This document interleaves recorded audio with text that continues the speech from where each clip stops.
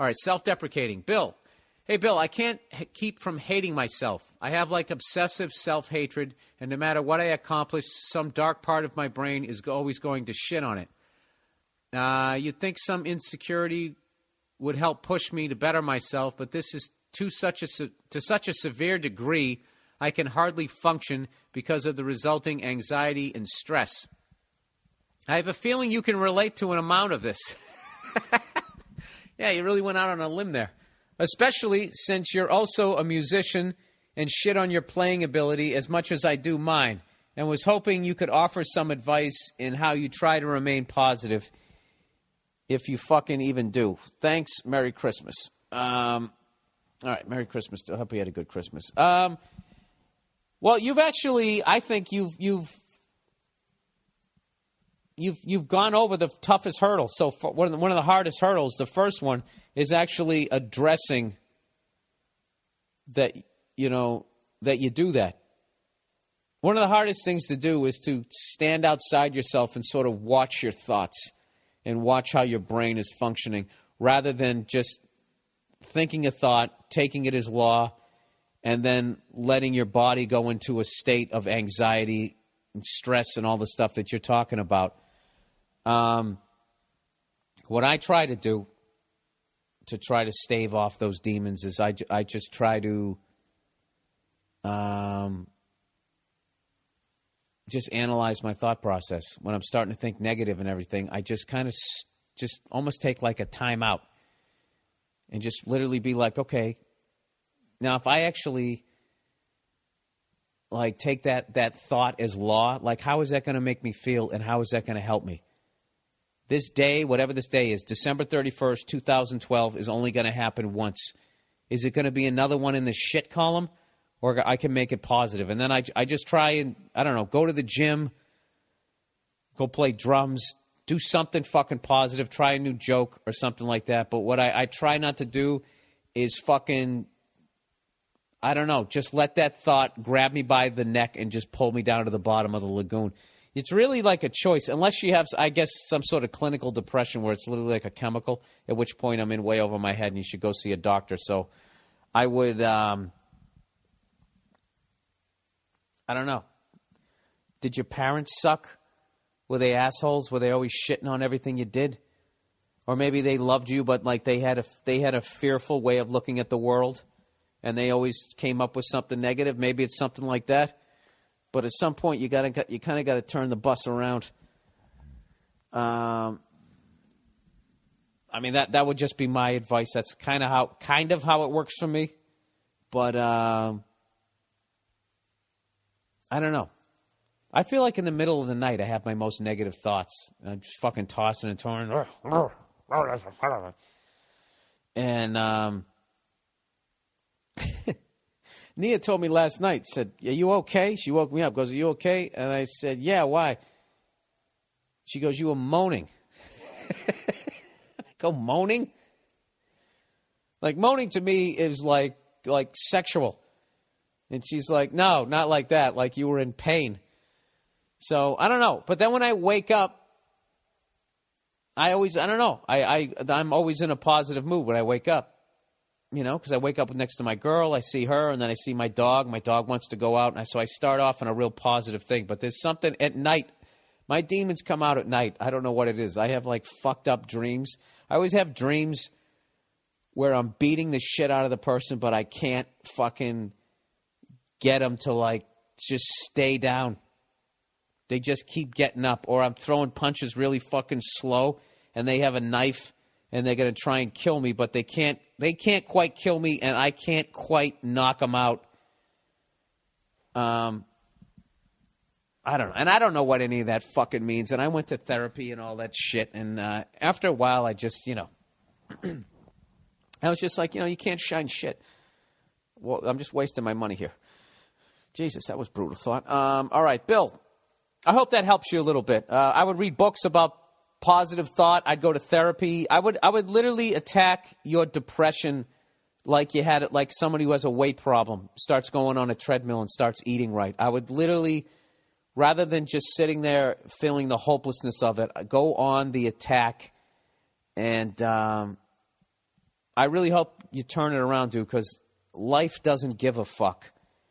It sucks. Like, it doesn't care if you have a bad life. It's all on you. You got to come up with the game plan, and that can be overwhelming. But, like, just, the whole fucking cliched one day at a time. But life doesn't give a fuck if you don't get the girl. It doesn't give a fuck if you become homeless. It's not, that whole guardian angel horse shit that this little Tinkerbell on your shoulder trying to guide you. It's bullshit. It's on you. And I know that can be overwhelming, but it's a powerful way of looking at your life. Like, you have the control to make it good or bad, And I'll be selling my books on tape. Dental Assistant. Billiam, I recently watched a talk show appearance you posted on your Twitter. You mentioned, I did the Willie Hunter show. And I think that's what I posted when that fucking twat that I'd like to choke to death with a garden hose sent me that tweet. I was on the Willie Hunter show. And he said, you mentioned you were a dental assistant for your father. Did you ever consider becoming a dentist? Did your father ever have ambitions for you to become anything in particular? No, my dad, my parents were great. Like, they wanted you to they didn't force anything on you. It was like whatever you wanted to do,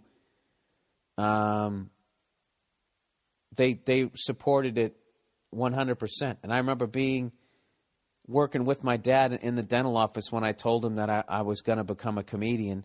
We were in, like, the break room, and I remember I was sitting there, like, going, like, how is this guy going to take this when he has such a classic, like, stable job here? That I'm going to tell him that I'm going to fucking basically try to make a living doing exactly what he's been yelling at me for the last fucking 20 years of my life, which was fucking off and acting like an idiot and screwing around. All the shit that, when he would give me, Christ, hit the books! You're the town clown! When he would be giving me shit, which I totally deserved, because if you ever saw the grades I got in school, I mean, they are horrific. Fucking horrific. The high water mark for me was like a C- or a C. Like, it was brutal. I had to go to summer school every fucking year of high school, except my sophomore year, because my math teacher hooked me up. And my senior year, I should have gone. I just didn't give a fuck. It was like, what's the point? You know what I mean? That's like you got the ball with 10 seconds left, and what are you going to do? You just fucking, you're down by 30. Yeah, just throw up a half-court shot. Did it go in? Who gives a fuck? It doesn't matter, So no, I mean, for half a second, you know what I did like? I liked the pouring up models when I was in the dental office. That was my favorite thing. I was in the back. I was isolated. I wasn't around anybody, and it tapped into that little kid thing of playing in mud. And he used to pour up the models. And they had this vibrating thing, and you had to tap on it to make sure you got all the bubbles out. And I prided myself on not being able, of having it without having no bubbles. If you got bubbles, if there was bubbles on the bottom, basically, when they stick that pink shit in your mouth, they got to take an impression of your teeth.